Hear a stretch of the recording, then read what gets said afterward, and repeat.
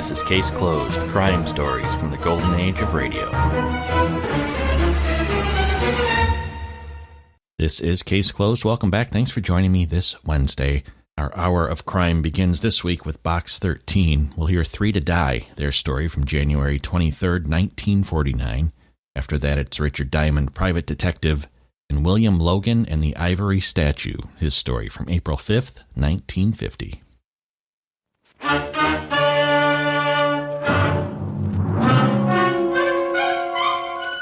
Box 13, with the star of Paramount Pictures, Alan Ladd, as Dan Holliday.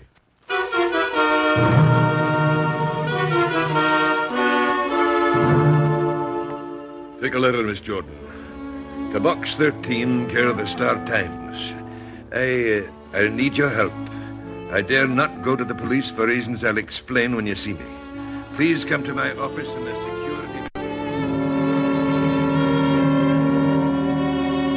Please come to my office in the security building, signed Douglas McIntosh. Not much of a letter, but then, as the proverb says, great oaks from little acorns grow. And before this was over, the acorn grew into a large, large oak.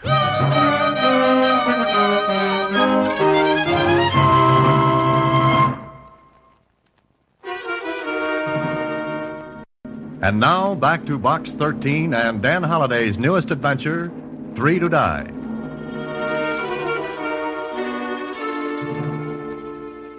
Douglas McIntosh. That's a Scotch name, isn't it?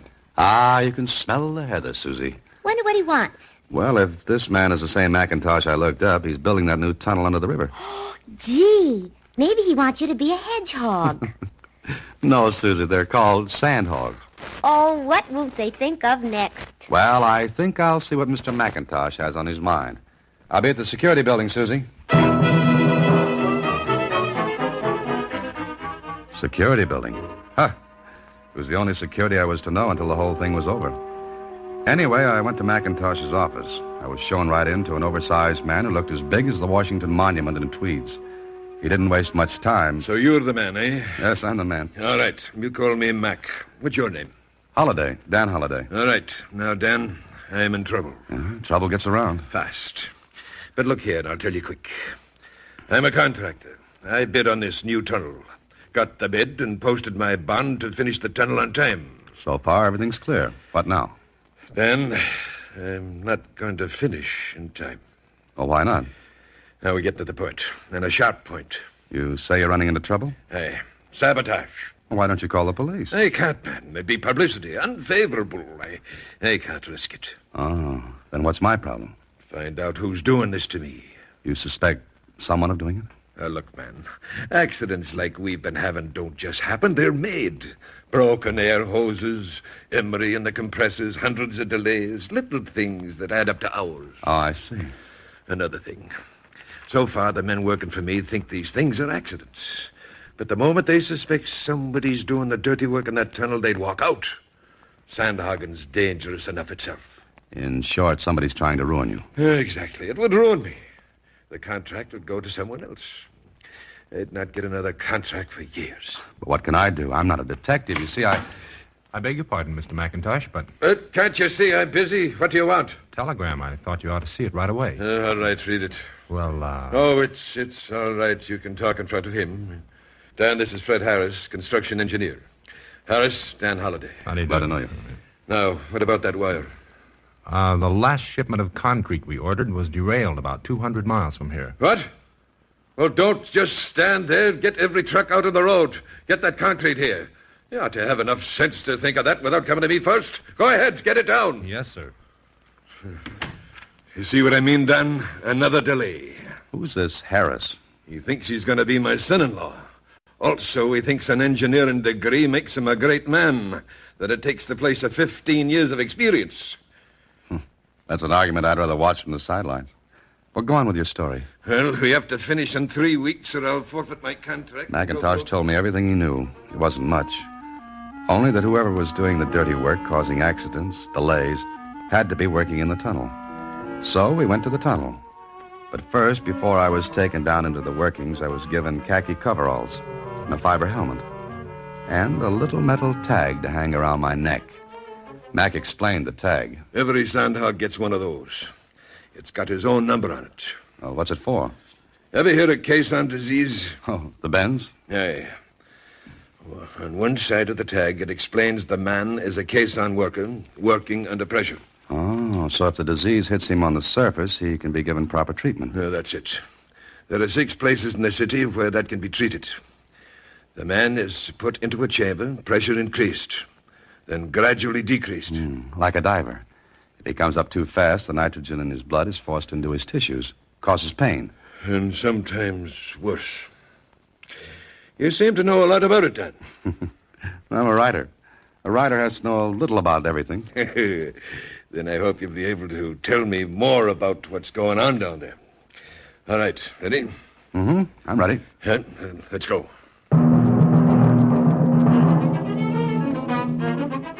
Together, Mac and I rode one of the hoists down into the workings. My ears began to pop from the pressure, and I swallowed hard to keep them open. Then we came to the bottom of the shaft, about 150 feet below the surface of the ground. Mac looked around for a minute, and then... Angus! Angus! Here! Come here! A short, powerfully built man walked over to us. He was grinning as he said to Mac, What brings the boss into the tunnel? Angus, meet a friend of mine, Dan Halliday. Dan Angus Campbell, my foreman. Best man in the world in his line. Aye, the best beside yourself. How do you do, Dan? How are you, Angus? First rate. Except we had another little rumpus today, Mac. What? Another break in the air hose at the shield. The hose whipped around. Anybody hurt? Aye, Phil Evans. Hose got him right in the middle. He's done for this job. Won't work for a month. Broken ribs. Another one. Aye. You visiting us here, Dan? Well, you might call it that. Dan's a writer, doing a story on sand hogging. Wants atmosphere. You'll get it here. You want to see the works? Now show him around, Angus, and be careful of him. Don't you worry, Mac. Good. I'll go back to the office now.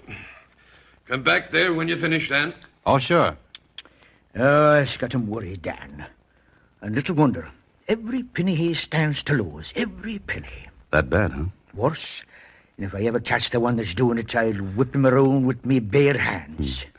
You and Mac seem to be good friends, huh? I started together 30 years ago in Scotland. Uh-huh. Well, time's fleeting. Want to show me around? Sure. Let's get going. I followed Angus into a big airlock. It was a reinforced concrete compartment with double steel doors. As one door closed behind us, the pressure was built up to equal that in the tunnel. It built gradually.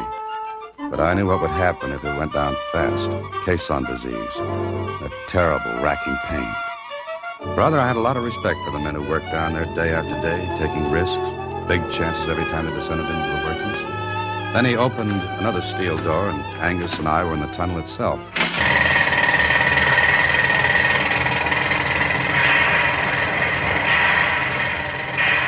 As soon as my ears became used to the noise, Angus guided me to a small, flat car. We got on and rolled down narrow-gauge tracks through the center of the tunnel. If you can hear me, this car runs down by gravity. Got a handbrake on it to slow it or stop. There's a motor for running back up. Saves time on a job like this. How long is this tunnel? This side's about a half-mile long now. This side? Aye. It started on the other bank of the river the same time we did. Oh. Did you have any trouble over there? No, only on this side. But we're keeping up with them. I'll keep driving till this thing's finished, accidents or no accidents. How much time have you got? 3 weeks. Think you'll make it? We've got to, or Mac stands to lose every neck. Look, there's the end of the track.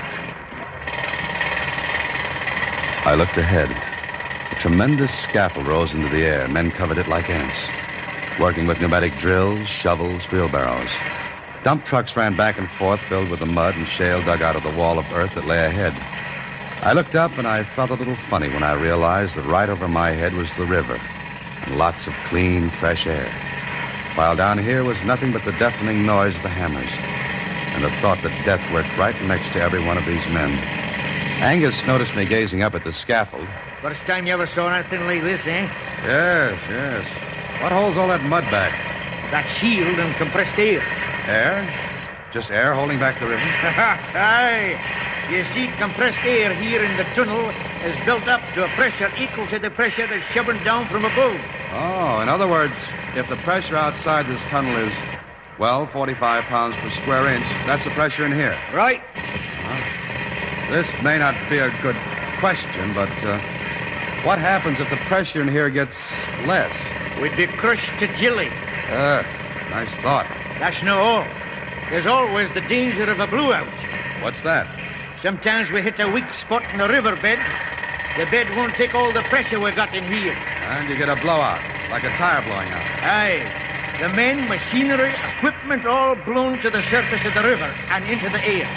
Does that ever happen? Aye.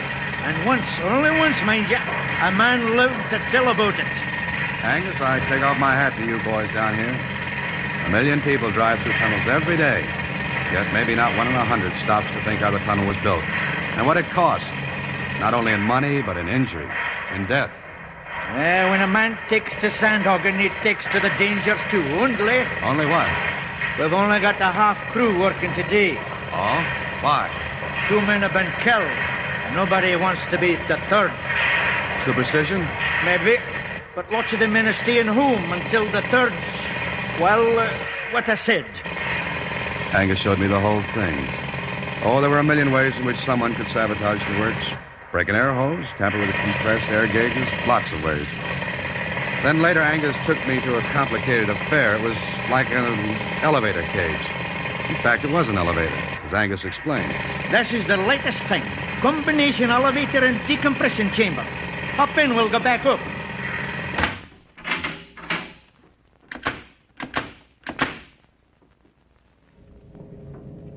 We go up slow, Dan. As we go up, the pressure in here is decreased until it's equal to that of the surface. Oh, then there's no danger of caisson disease. Not if we go up slow enough. And the pressure's reduced. I set the gauges to do it for us. Oh, I see. Well, did you see enough to write your story? No, I don't think I have. Not yet.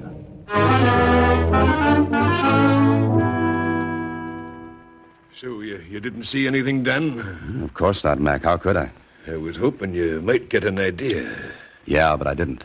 You going back again? What could I find? Try it, man. Oh, but I don't think I could find any. You advertised adventure. You couldn't get it in a better place. Yes, I know, but how could I explain myself down there? You're a writer. Use your imagination, man.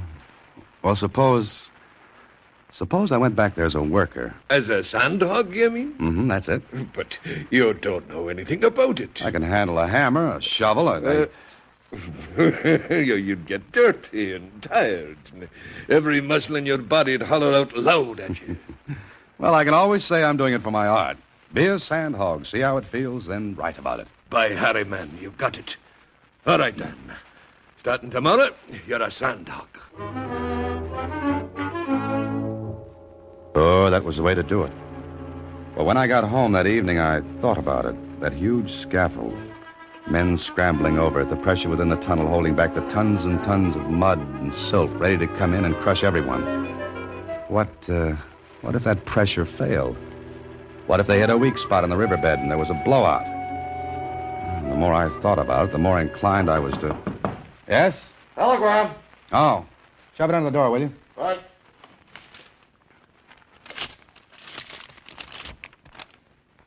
Oh.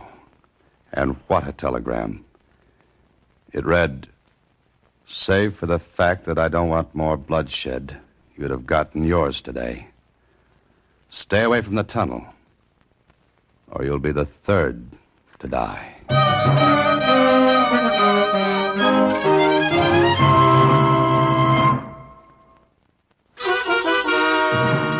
And now back to 3 to Die, another Box 13 adventure with Alan Ladd as Dan Holliday. I showed Mac the telegram the next day, and what he said filled the air with dark blue color for 10 minutes. Then... We can check to see who sent this. No dice, Mac, I did. And? It was sent from a pay phone booth. I guess you'll be changing your mind about the job now, eh? What makes you say that? Well, he's after you, whoever it is. Yes, I know. You can back out if you want to. And what would you think if I did? Does that make a difference? No, but there are a lot of men in that tunnel who stand to lose their lives. Mac, you've got to get the police I in. can't, man, I can't. The publicity would ruin me. All right. Fix it up for me to work down there, and we'll see what happens.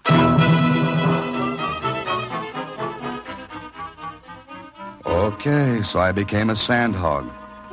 For 3 days, I used muscles that thought they'd gone on a permanent vacation. Well, I woke them up, and they woke me up in the middle of the night, aching. Then one day in the tunnel, I was talking with one of the sandhogs. You know, Dan, you done pretty well, considering you're new at this. Oh, I ache, Joe. I ache all over. You'll get used to it. I don't think so. But, Joe, tell me something. Sure, what? What about these accidents down here? Oh, them. What about them? Well, maybe they're just part of the job. Well, what do you think? Some of them weren't just like accidents, that's all. I mean, well, like a hose breaker. 2 guys been killed. Now what? Look out!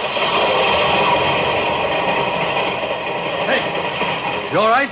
Yeah, okay. You? I had to shove you, Dan. That car would have clipped you in half. Yeah. Look, who's that? Where? Just going into the decompression chamber. Huh? Harris? Yeah, Harris. Oh, See what I mean? That car didn't look like no accident. thanks, Joe. And this is one time I can honestly say I was glad I was shoved. That's okay. You know something? You were almost the third to die. Before leaving the tunnel, I ran down to the spot where that car hit the stop bumper at the end of the track. It was wrecked. But in the wreckage, I found something. One of the tags, like the one I had. This one had the number 57 on it. I slipped it in my pocket. Maybe one of the sanddogs had dropped it. Then, just as I was about to step into the decompression chamber, Angus Campbell came up to me and... Your ship's going off, Dan? Yeah, I'm finished for the day. Almost in more ways than one. Huh? What do you mean? Come on, let's get in. I want to get back up. All right. Tired? Oh, I'm worried. I can guess why. Huh? Look, I know you're no writing a story on Sandhagen. I know why you're down here. Oh, you do? Aye, Mac's desperate. I want him to call the police, but he won't. How did you find out about me? You've been nosing around, then? That obvious, huh? Aye, but be careful, lad. Be careful. Yeah, I will be. Joe told me about the car that almost got you. Somebody sent it down the tracks. Aye. Angus, Aye? you've been with Mac a long time. 30 years. 30 years. Good ones, bad ones. And yet you stay with a job. I could have a top job on the surface. I see. Angus, got any idea who's doing all this? No. Harris? Huh? Why him? Mac doesn't like you. Ah, talk sense, Dan. What point in Harris's ruining his own feather-in-law? Father-in-law to be, Angus. Still no point? Then how about the protection insurance to cover the completion bond? Huh? You mean Mac might be doing this himself to get the insurance? Yeah, this could be. No, lad. The insurance wouldn't half cover the loss. No, that's no it. And why? I wish I knew. Competitors, do you think? Who are they? Brill and Company. But no, they wouldn't. They'd be too easy to find out. Men got a habit of talking. And talk gets around. No, Dan, that's no them. And then who and why? And why did someone try to kill me today? You get the answers to those things, Dan, and you'll have the whole thing. Well, we're up at the top.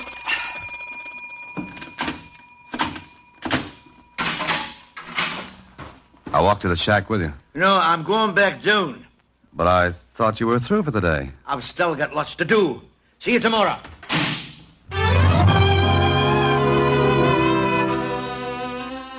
What Angus said made sense. Couldn't be Mac's competitors, because I checked. They'd been in business a long time, had plenty of money behind them. Had gotten a bid for another job upstate. And Harris? It didn't make sense either. If he was going to be Mac's son-in-law, it just didn't wash that he'd be sabotaging Mac. So I changed clothes, thought a lot, and then went home. Went out to get some dinner when it hit me. First a twinge, and sudden cramps that made me bend over as if someone had folded me inward with a baseball bat. The building started to spin, twist. Then it got all nice and dark.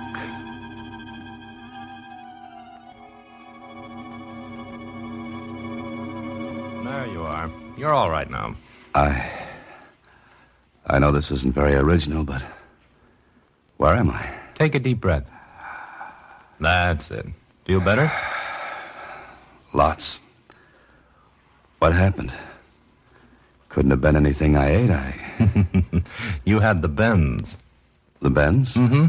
The tag around your neck tipped us off you were suffering from caisson disease. So we put you in the chamber. Come on, get up. We may need this chamber for someone else any minute. You make it sound as bad as the housing situation. Yes, it is, but you're all right now. Next time, don't come up so fast. But I didn't come up fast. Yes? Nothing. Nothing at all. Thanks a million, Doctor.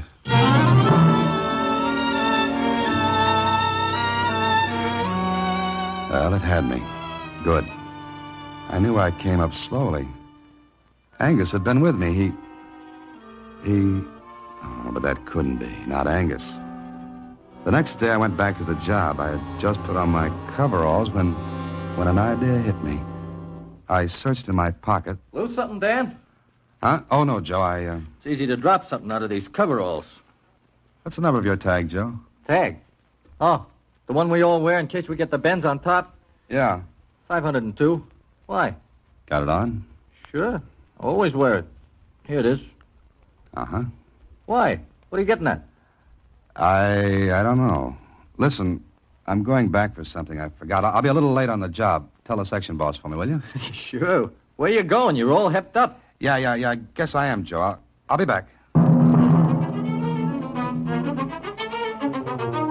I went to see Mac. Told him he'd have to go into the tunnel that day and supervise operations.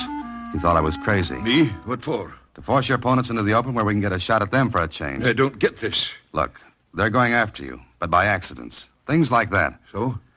But if you're in the workings, they might be tempted to wreck the entire tunnel with one stroke. You mean by going after me? That's it. You want me to lead with my chin like that? I'll call the whole thing off first. Lose the contract. Money isn't everything. Exactly. You're right. But men have been killed down there. You've got to think of their lives, too. I do. Then get on with me. End this once and for all. Force them into the open. You're going, too? Yeah, because I've got an idea. But I can't prove a thing until we see the last play.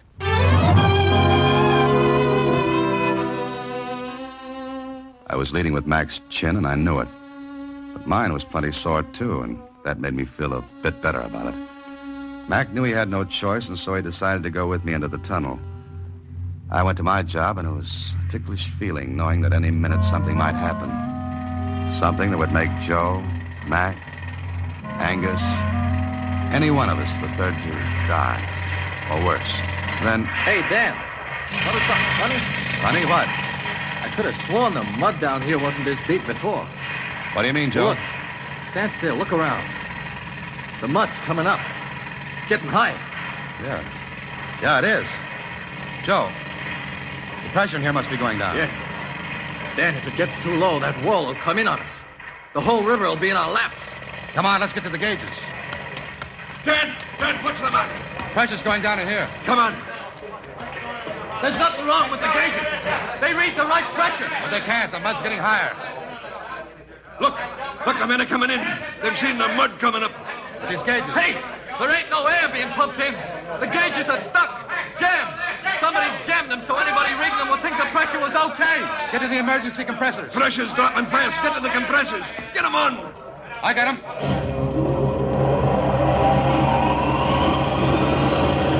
Watch the gauges. We're getting pressure now. What's the matter? What happened? Angus, somebody jammed the pressure gauges to make it look like we had enough in here. Jammed? Well, save for those emergency compressors, we'd have been done for. What did you say, Angus? I said the emergency compressors. You said save for the emergency. Save for. Funny way of putting it, Angus. Either in words or on a telegram. What's the matter with you? Where's your tag? Huh? Well, right here. Yes, with a new chain. So is your tag I picked up in that cart yesterday. The cart that almost killed me. You're crazy. And you weren't anywhere around a minute ago. I was coming in here. Dan, what you trying to say? There's your saboteur. Man, you're crazy. Stark raving crazy. Yeah? And you went back down yesterday to decompress yourself after I left the chamber. You didn't turn on the decompression valve for me on the way up. You're crazy, man. Not crazy, Angus, because you were the only one who could have played that trick on me. Get me out of the way by failing to turn on the decompression valve. You and I were the only ones in that chamber. Hey, he's running back to the shield. Get him. Get him before he gets the compressors. He'll wreck him. Got him, Dan! Good. Dan, I never can thank you enough. But to think that after 30 years, Angus would ever do a thing like this. Well, Mac, don't waste time even thinking about it. Let's go finish this tunnel instead.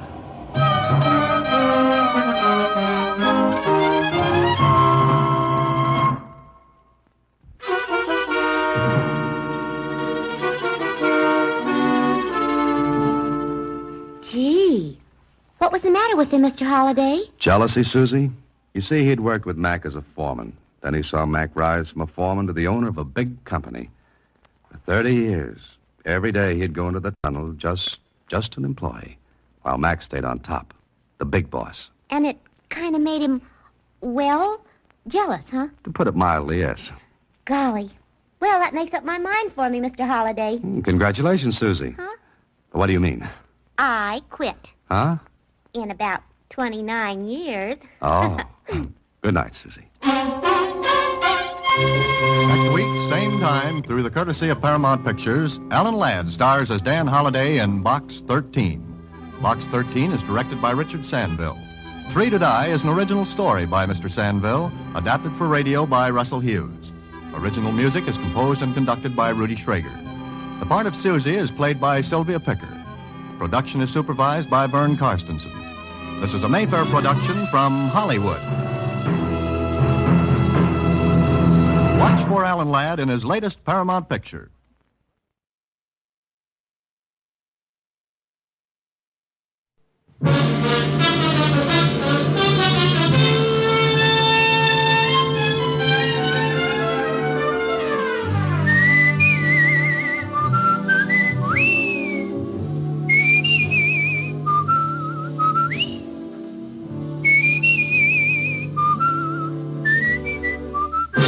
National Broadcasting Company presents Dick Powell as Richard Diamond, Private Detective.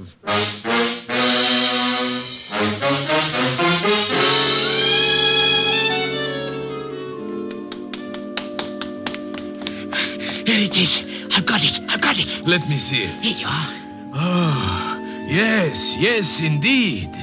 My friend, you have just made us independently wealthy. Many men have died in the past because of this. And unless we're extremely cautious, you and I will be added to the already long list of its victims. Come, hurry. Here's another exciting half hour with Richard Diamond, Private Detective, starring Dick Powell.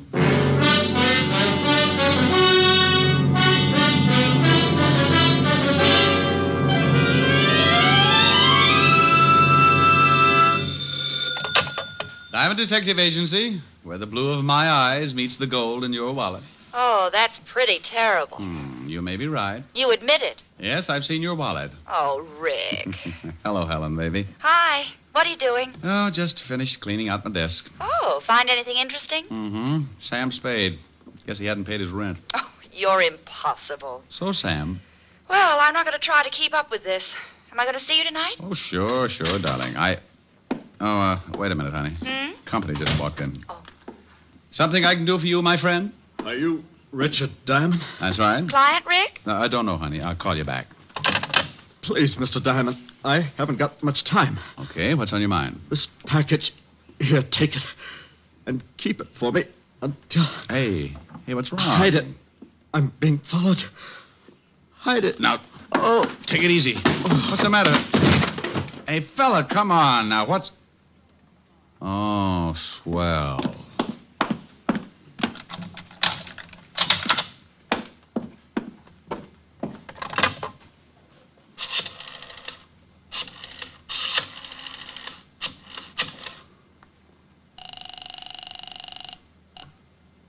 Fifth Precinct Police Station, Sergeant Otis. Otis, let me talk to the lieutenant. This Diamond? No, it's Ponder, and I think I've been doped. Now put the lieutenant on the line. Oh. Homicide, Lieutenant Levinson. Walt, Rick. Oh, no, it's only 4 o'clock in the afternoon. Nobody gets killed at 4 o'clock in the afternoon. You better check up on your statistics. There's a guy in my office who makes a liar out of them. What? Yeah, lying right here in front of my desk. He's dead? Well, if he isn't, he's got a lazy heart. Maybe he just fainted. Maybe he's suffering from some kind of a shock. Maybe he's got some terrible disease and he'll give it to you. Walt, if this guy isn't dead, he's sure going to have a hard time explaining the bullet hole in his back. Don't touch anything. Can't even scratch my head? Oh, you know what I mean. All I did was lock the door. Now get over here. Knock 3 times and say, Ricky loves Walter, and I'll open up. What did you lock the door for? Well, because this guy came in and gave me a... Gave you a what?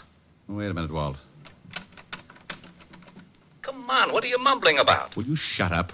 Someone's trying to get in the door. I'll see you when you get here, Walt. I have one of those locks that any skeleton key would fit, and that was exactly what my visitor was using.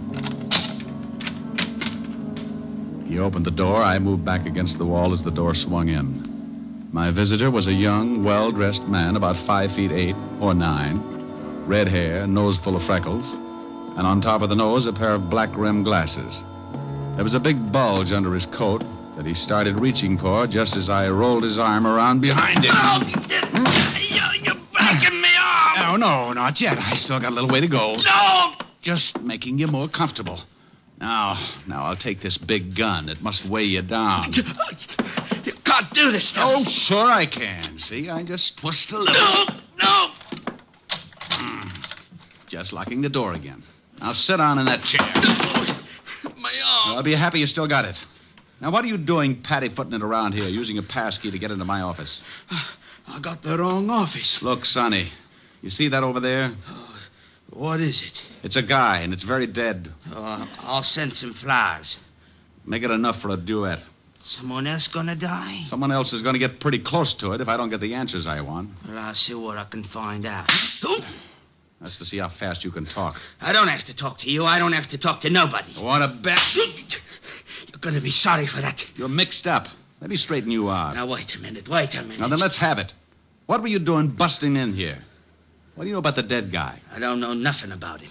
What gave you the idea you could break into my office? I found out the door was locked. I didn't want to wait around in the hall. You got a permit to carry this gun? Well, of course I have. Let's see it. I haven't got it with me. Oh, well, then we'd better start at the beginning. Come on. Ricky loves Walter. Now open this door. I'll have Otis kick it in. Who's that? That's the law, Buster. Now, you stay put while I let the big fat policeman in. Come on, Diamond. Should I, Lieutenant? Oh, not with your head. Well, greetings. Come on in, Walt. I got somebody. Hey, what the... Oh, I had somebody. Some guy jumped through Diamond's window. It's 8 floors up. Yeah, but there's a roof only 1 floor below. Look out for the glass. There he is down there. Hey, you, come back here. He ducked behind that sign. Oh, just get off of my back. Oh, well, he's gone. That's that. What did he do? Busted into the office. Hey, is that dead guy over there? What does that look like, a bear rug? Oh. You think the guy who jumped out of your window has something to do with the dead man? I don't know. He had this gun on him. Well, why didn't you take a shot at him? Because if you'll notice, I've been holding it by the barrel. I wanted you to have the nice little old fingerprints. Oh. Yeah, oh. Why didn't you take a shot at him? Why didn't I? Yeah, Lieutenant, why didn't you? You shut up. Well, Walt? I don't know what he was, who he was, or what he'd done. Why should I take a shot at him? Lieutenant. Otis, I told you to shut up. Now, let's take a look at the dead man. Looks like he's been shot in the back. Yeah. You said he came in to give you something, Ray. That's right. This package right here. And what's in it? Well, I haven't looked yet. Wrapped in today's newspaper. Well, what in the... Hey, some kind of doll or something. Looks like it's carved out of ivory. Funny-looking thing. Look at all those arms. Must be Oriental. You know what it is? No more than you do. The guy just came in and... It sounds like the wagon, Lieutenant. Yeah, when the coroner gets here, Rick, we'll go down to the office and see if we can get any identification on the guy who jumped out of your window. Okay. Here's a wallet off the dead guy. Now, let me see. Yeah, Lieutenant. Social Security card. Name's William Logan. Hey, here's something. Guy's a merchant sailor. Here's his card. We'll check these things. Look, Walt, you've got to wait around for the coroner's report. I've got a date with Helen later, so I'll go over to my place and get cleaned up. Then I'll meet you at the station, huh? Okay. Hey, where you going with that statue? Well, the dead man, William Logan, gave it to me to keep. That's evidence. It's also something from a client. Client? He give you a fee? No, but he wanted me to have this thing. It looks like he died trying to get it to me. So he's a client until I find out what this is all about. Ain't he noble? Noble schmoble. That thing is still evidence. I'll take good care of it. Now, Diamond, you come back here. Walt, what do I always say when I leave you like this? What? What do I always say? Why, bye? Bye.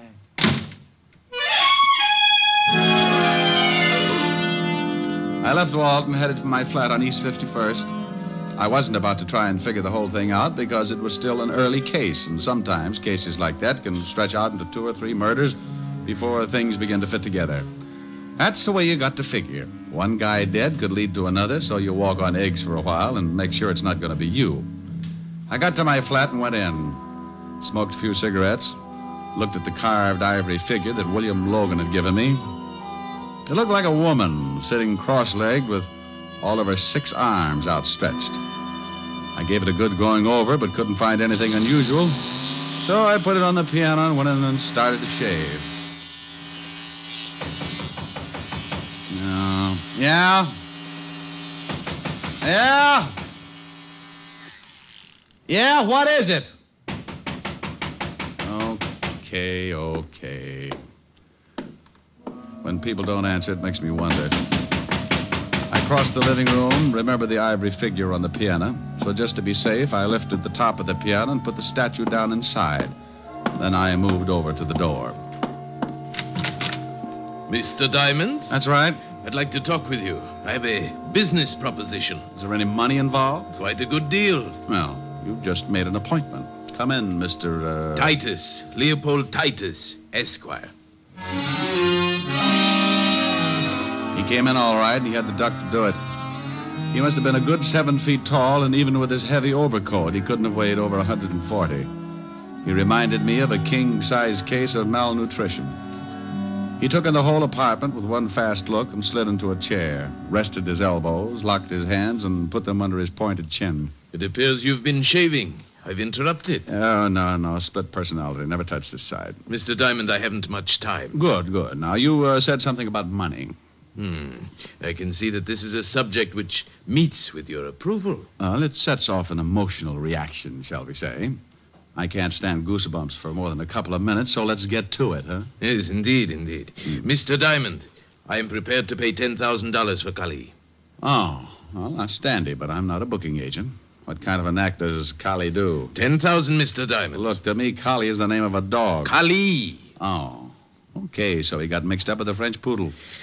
10,000, and that's my top price. You know, of course, you're running me right into a nervous breakdown. I get the shakes when someone changes $5. Mr. Diamond, I want Kali. I will have Kali, whether I pay you the 10,000 or not. Look, Mr. Titus, really, I don't know what you're talking about.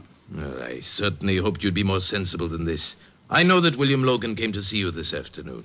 Oh? And I know for a fact that he had Kali with him. Well, did he have it when he left my office? I couldn't see. Mr. Logan was under a sheet. Now, either the police have Kali or you do. I'd like very much to know. Maybe I can help you, if you'll tell me exactly what this Kali is. I made an offer of $10,000, Mr. Diamond. That's a great deal of money, but it does not entitle you to play 20 questions. Okay. Now, if you don't mind, Mr. Titus, I'd like to finish shaving. As I explained, Mr. Diamond, I don't have much time. Well, then, good afternoon, Mr. Titus. No, I'm afraid not. Charles! Yes, Mr. Titus. Well. I thought maybe you'd cut your throat when you jumped out of my window. I hear you got rather ambitious with Charles, Mr. Diamond. He turned such a pretty color when you slap him around. I told you you'd be sorry for that. Yes, and indeed you will, Mr. Diamond, unless you tell me where I can find Kali. You can go to the devil. I'm afraid the trip would be unpleasant and premature. However, I'm sure your passage might be taken care of. Show him your new gun, Charles. Of course. Now you sit down, Diamond. Where is Kali, Mr. Diamond? And you know very well what I'm talking about. The small hand-carved ivory statue. Sorry, Titus. Yes, and so am I. I deplore the sight of blood. Oh, that's all right, Mr. Titus. Just turn your back. Yes, Charles. Excellent suggestion. Do you have a wireless, Diamond? No. But I got a lovely bunch of coconuts. Oh, very funny. All right, where's your wireless? Never mind, Charles. Mr. Diamond has a piano. I can manage to raise or lower the volume as the groans dictate. I could make a lot of noise. My old piano teacher assured me I could do the same. Now, go ahead, Charles. Hey, now, wait a minute. Oh, Where is Kali, Diamond? oh nuts. Again, Mr. Titus? Again, Charles. Are you using your fist, Charles? Oh, yes. Well, use the barrel of your gun. We haven't much time. All right. Oh, now, wait a minute. You... Oh. Oh, it's not a very good piano, Mr. Diamond. That's an old kazoo over in the drawer. Kali, Diamond, I want the statue. Well, for $10,000, don't you think I'd give it to you? No. Oh, really, Mr. Diamond, this piano is in a deplorable condition. So's Diamond, Mr. Titus. He looks terrible. Shame, but unavoidable. Keep working on him, Charles, until he decides to confide in us. Where's the statue, Diamond? No? Okay.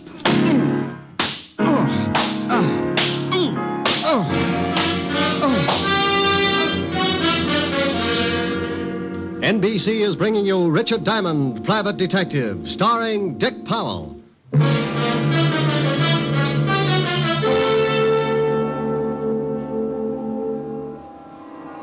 Young man.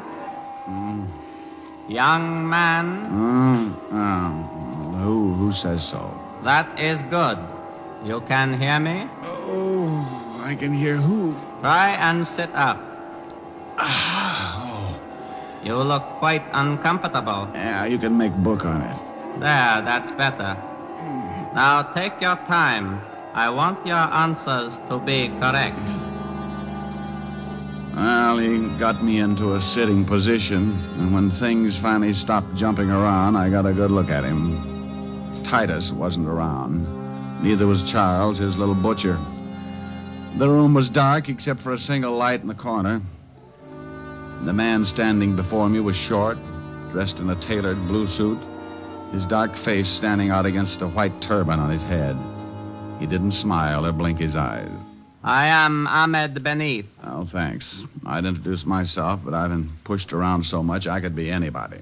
Mr. Titus and his man Charles can be very persuasive. Well, a gallon of blood and a few broken arms, anyone can do it. Where did they go?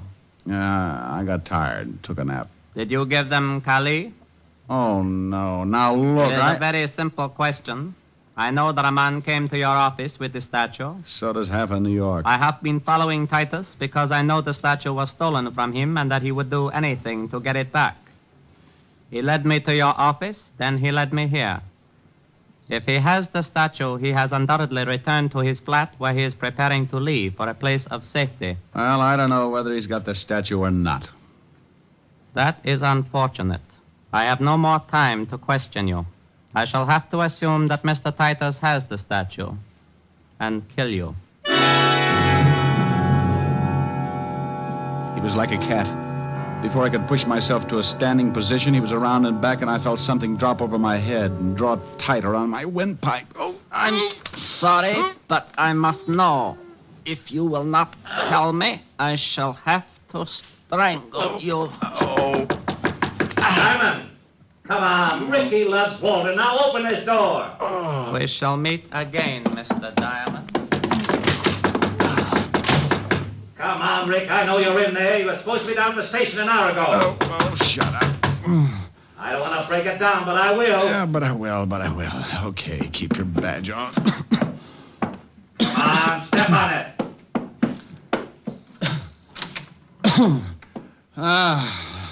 Well, Blue Eyes. Where's Diamond? No. Yeah. What in the world? Believe me, Walt, I don't know. You look awful. Yeah, I feel like I've been playing in a wind tunnel with blocks of cement. What happened? Look, before I go into it, tell me what you found out. We better take care of you first. Yeah, it'll have to wait. Things keep going on like they have been. It's only a matter of time until someone else gets killed. Now, what did you find out? Well, you know that gun you gave me? Yeah, the one I got from Charles. Is that his name? Yeah, what about the gun? It was the one that killed the guy in your office. That's why you got to get down to the station and try to identify this guy from the gallery. By the time I do that, he'll be out of the country. How do you know that? Ahmed Benif told me. Who the devil is Ahmed Benif? Guy with a turban tried to strangle me. Now, don't you start that. I'm not starting anything. He beat it out the back. If you had knocked on that door, I'd have been strangled to death. He the guy who beat you up like this? No. Charles did. Because Mr. Leopold Titus, Esquire, told him to. Leopold Titus, Esquire? What are you trying to do? That's right. He was looking for Collie, and the first... Wait a minute. Collie? That's a dog. No. All it is an ivory statue. Oh, my gosh. Now what? Wait a minute. He's lost his mind. What are you doing in that piano? I'm looking for the statue. I put it in here. Please, Rick, slow down. Yeah, gone. Well, Titus has got it. He was playing the piano. Please, Rick, please. Walt, what did you find out about the dead man? William Logan? Yeah, what did you find out? He was a merchant seaman. Landed yesterday on the Queen of India out of Calcutta. Huh? Thanks, Walt. Where do you think you're going? Check with the steamship company.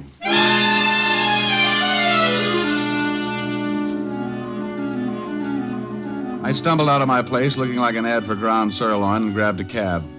On the way to the India steamship lines, I tried putting two and two together. The little statue, Kali, was the reason for the whole thing. One man was dead because of it, and everybody who was connected with the case was perfectly willing to kill anyone else at any time. Mr. Leopold Titus wanted it, so did one Ahmed Benif.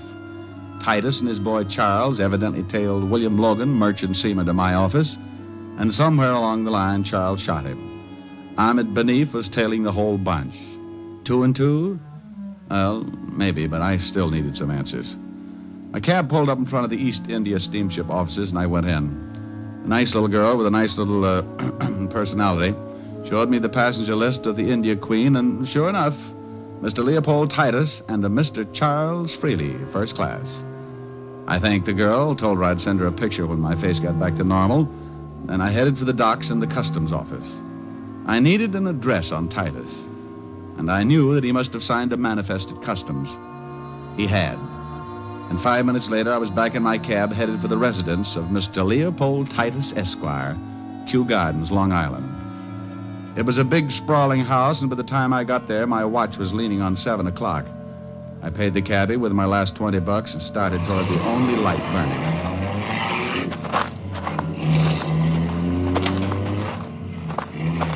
The light was coming from a downstairs room with tall French doors, so I went over the balcony and moved up for a better look. I got the look and went in fast. Titus. Mr. Diamond, I'm afraid you're a bit late. The place was a wreck. Titus was half sitting, half lying against the couch. There was blood all over him. Charles Freely was stretched out on the floor near the towering bookcases. He was looking up, staring, but not seeing a thing. Around his throat was a long, white length of cloth. Greed, Mr. Diamond. The price for greed comes extremely high, as you can well see. Ahmed Benif?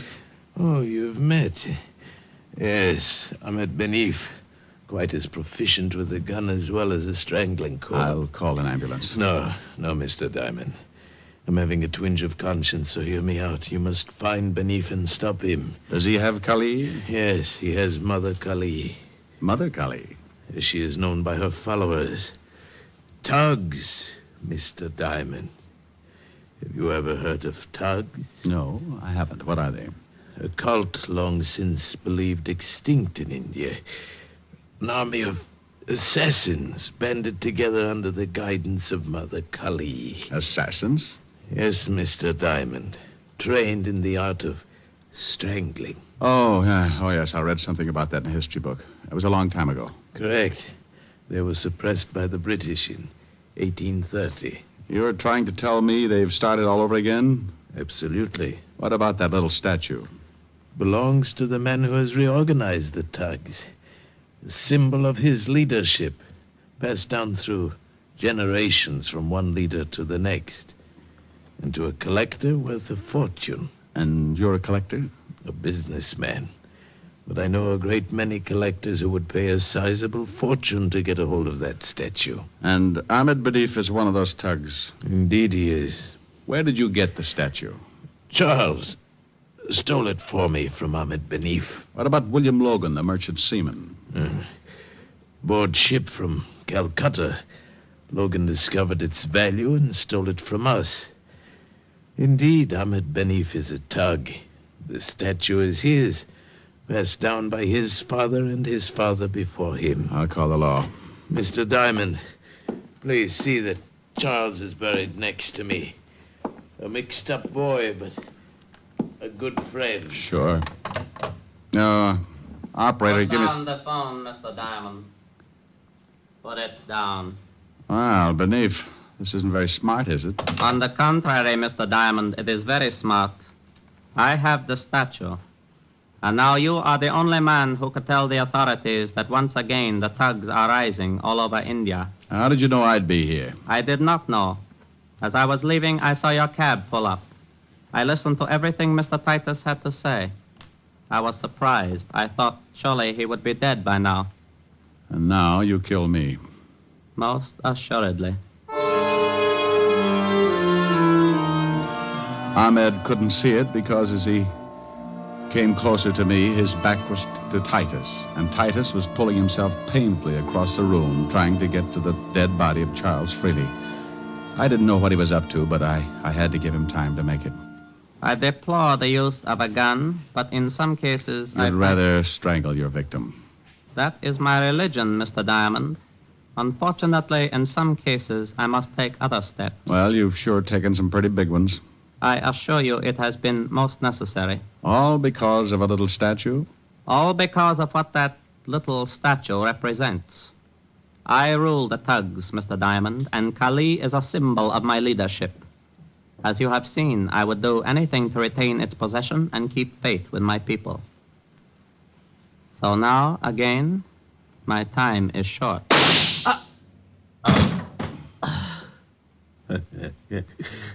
Indeed, it was short, wasn't it, Mr. Diamond? Indeed.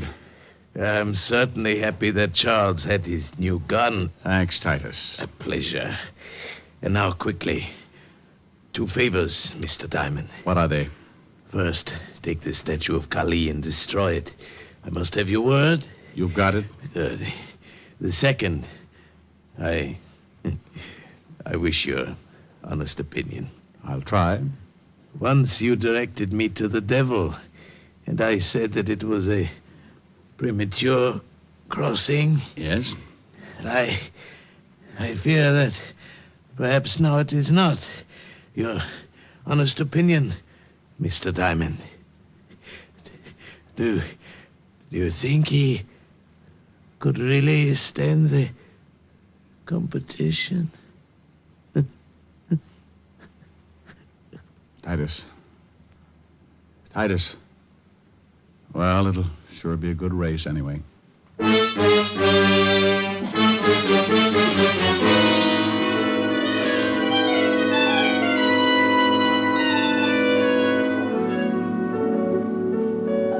How do you feel, Rick? Oh, I don't know. Pretty good, I guess.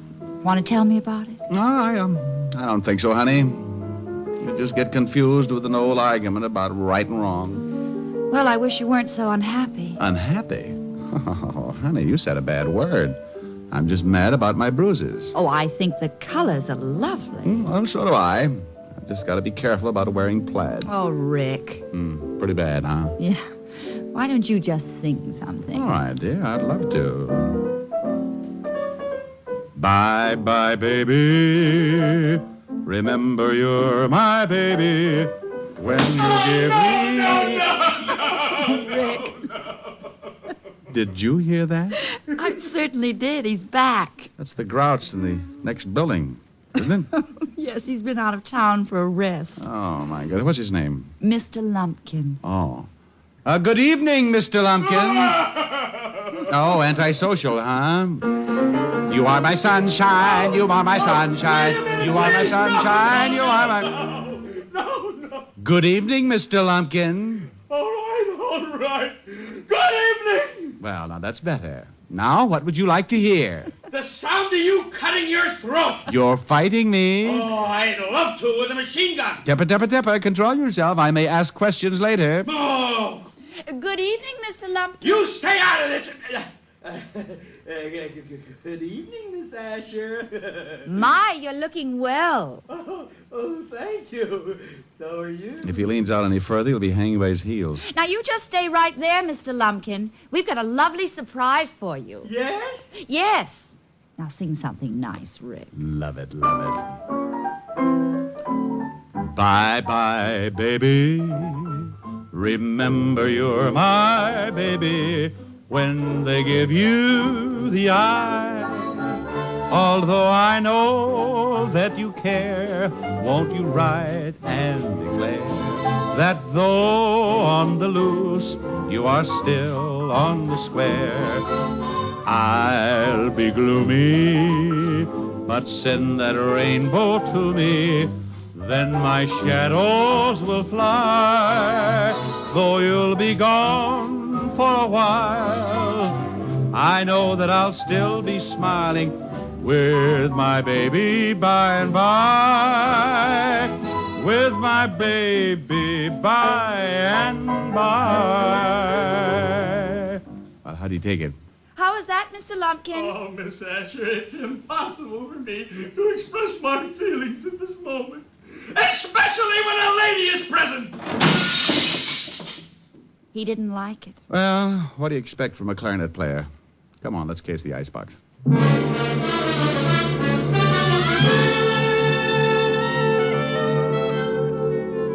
You have just heard Richard Diamond, Private Detective, starring Dick Powell.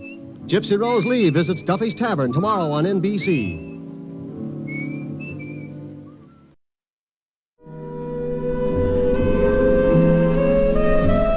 That's Case Closed for this week. Hope you enjoyed it. You can find a lot more from Box 13, Richard Diamond, Case Closed, all the other podcasts, our Shoutcast stream, and everything else Relic Radio at the website, relicradio.com. You can donate through the website if you'd like to help support this and all of the shows. It's how this is all made possible. My thanks, as always, to those who have helped out. Thank you very much for joining me today. Talk to you again next Wednesday with another hour of Case Closed.